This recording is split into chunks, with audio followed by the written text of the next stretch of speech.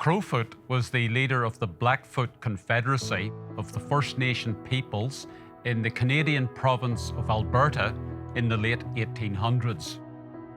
He was renowned for his bravery and wise leadership, and in the year 1884, representatives from the Canadian Pacific Railway sought his approval to take the transcontinental railway line through Indian Territory.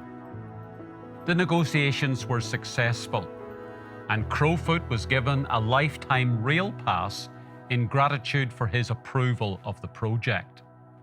A leather case was specially made for the pass.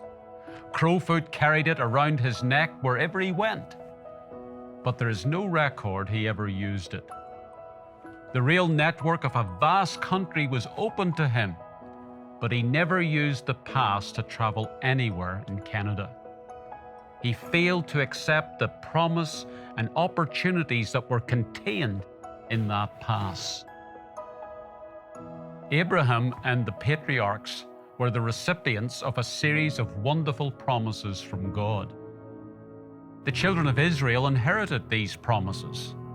They were children of promise. But sadly, they often failed to claim and believe the promises that God had given them.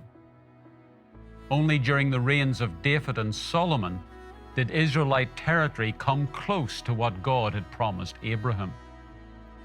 Instead of becoming a great nation, Israel was often ruled by a foreign power. And when the greatest promise of all was fulfilled, the promise of the Messiah or deliverer, the people and their religious leaders were so blinded by their preconceptions that they rejected Jesus. Precious promises and the prospect of a glorious destiny were extended to successive generations, but a lack of faith and a rebellious spirit meant that most of the children of promise missed out. God is still willing and able to fulfill His promises. Indeed, Paul tells us that all God's promises are yes in Jesus. The most precious promise has been given to the whole world. We are to lift up Christ before the nations, and all who would look to Him will live eternally. How are you sharing the Savior of the world in your life?